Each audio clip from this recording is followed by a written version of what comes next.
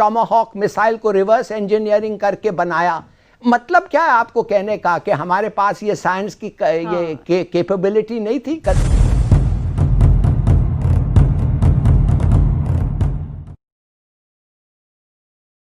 Minister Imran Khan के कल की इंटरव्यू की, जिसमें उन्होंने नवाज शरीफ साहब के हवाले से ये बातचीत की है कि वो इस वक्त जो दुश्मन मुल्क का एजेंडा है उस पर काम कर रहे हैं और भारत की बाकायदा उन्हें मदद हासिल है। आपको लग रहा है कि ये इमरान खान साहब के पास कोई ऐसा सबूत हाथ लग गए हैं, क्योंकि वो प्राइम मिनिस्टर हैं, ऐसे हवा में बात तो नहीं कर सकते। जब कोई वजीर आजम के मनसब पे बैठा होता है तो फिर वो ऐसे बात नहीं करता आम तौर पे।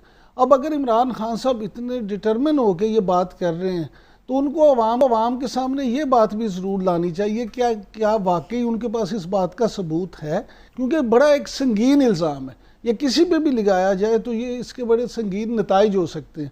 लिहाजा अगर वाकई आपके पास कुछ सबूत है तो आप अवाम के सामने लाएं, ताकि अवाम को भी उस बंदे का सही चेहरा पता चले कि जनाब ये क्या हो रहा है। और अगर ऐसा कुछ सबूत नहीं है तो फिर मैं समझता हूँ ऐसी कोई बात नहीं करनी चाहिए। इंडिया में उनकी तकारीर के कुछ हिस्सों को फ़ायदा उठाने की कोशिश की गई है, खुश भी हुए हैं लोग कि देखें जी ये हमारे मौक़िफ़ की तर्जुमानी हो रही है।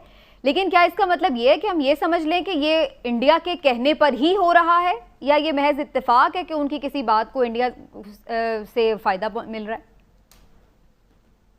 क्या आपके ख्याल में कोई ऐसा वक्त है जो इससे ज़्यादा डेंजरस हो सकता है?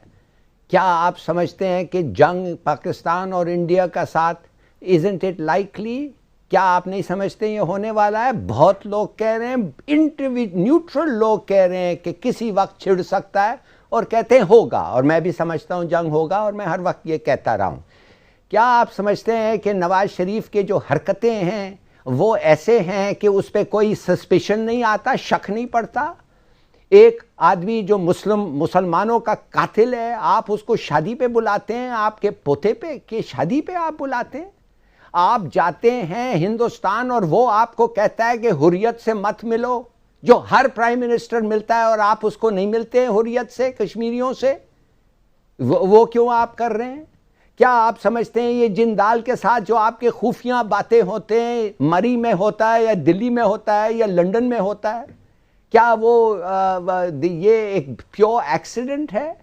मैं ये जानना चाहता हूँ कि अगर ये वाकई एक्सीडेंट है, कोइंसिडेंस है, इसमें कुछ नहीं है, ये टाइमिंग देखिए क्या हो रहा है, तो मैं समझता हूँ I am very sorry, evidence नहीं है अब तक कि इन्होंने कुछ किया है। बिल्कुल मैं मानता हूँ, और एविडेंस, वेटी एविडेंस होना चाहिए। हिंदुस्तान का वर्बल सपोर्ट काफ़ी नहीं है, मटेरियल सपोर्ट होना चाहिए। हिंदुस्तान को अगर ये एक साजिश है तो कंस्पिरेसी का भी कोई मटेरियल सपोर्ट होना चाहिए। ये नहीं जैसे नवाज शरीफ कहता था बेनज़ीर के बारे में कि ये एक सिक्योरिटी रिस्क है विदाउट एनी एविडेंस। हम वो सब नहीं करना चाहते, मगर ये हम ज़रूर कह सकते हैं और कहना चाहिए कि ये आदमी इस वक्त ऐसे हरकतें करना लगता ऐसा है कि सिर्फ और सिर्फ दुश्मन का फायदा हो रहा है। दुश्मन का फायदा हो रहा है, कैसे लाएंगे हम उन्हें?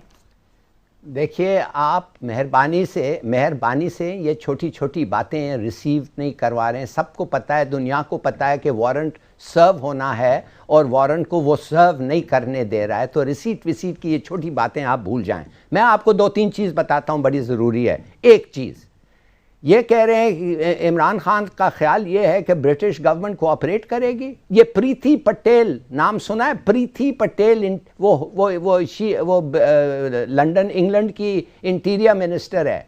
वो किधर की है? इंडिया की है। वो दूसरा अटॉर्नी जनरल ब्रिटेन का कौन है? वो भी एक और इंडियन है। वो उसके, मैं नहीं कहता कि वो बायस्ड हैं, वो ब्रिटिश हो गए हैं, बिल्कुल सही है, मगर थोड़ा सा भी अगर कुछ गुंजाइश है तो वो जाहिर है वो हिंदुस्तान की बात की सुनने की कोशिश करेंगे। मगर वो भी छोड़ें। ये आप आ जाएं मिसाइल, ये क्या कह रहा है नवाज शरीफ? क्या कहा कल? उसने कहा कि पाकिस्तान एक टॉमाहॉक मिसाइल को रिवर्स इंजीनियरिंग करके बनाया। मतलब क्या है आपको कहने का कि हमारे पास ये साइंस की ये कैपेबिलिटी नहीं थी? कदर बिल्कुल सही है, नहीं थी, मसाल के तौर पे नहीं थी। तो क्या रिवर्स इंजीनियरिंग नहीं होता है? जापान नहीं करता है, चीन नहीं करता है? और अगर एक अच्छा हथियार मिला है जिससे हम दुश्मन को मार सकते हैं, क्यों नहीं करें रिवर्स इंजीनियरिंग? ये एक दूसरी बात है कि वो समरकंद जो है, क्या नाम है उसका, मुबारक वो क्या है, वो जो है वो साइंटिस्ट, हाँ मुबारकबंद जो भी है, उसने, हाँ वो कहता है ये बिल्कुल गलत, हाँ एग्जैक्टली। मगर अगर सच हो, समझे वो गलत था, चल ठीक है, मगर अगर वो सच हो तो ये ऑफिशियल सीक्रेट्स एक्ट को ब्रीच करता है, बिल्कुल। ये एक डेथ पेनल्टी होता है उसका। देखिए ये आदमी पागल हो गया है, मेरी बात आप माने, ये आदमी ही इज गॉन नट्स। इसको अब मौका मिला है, क्यों नहीं कोर्ट्स को क्यों नहीं मूव किया भाई? 2 साल तक तू इधर थे, क्यों नहीं मूव किया कोर्ट्स को और अदालतों को कि ये इलेक्शन रिग हुआ है? और अगर ये इलेक्शन रिग हुआ है, अभी 25 सीट्स के नतीजे जो हैं, पीटीआई ने 20 से 25 सीट्स हारी है 2500 वोट से। तो अगर फिडल होता तो ये भी तो उनको दिला देते तो बड़ी ठीक ठाक अक्सरियत होती।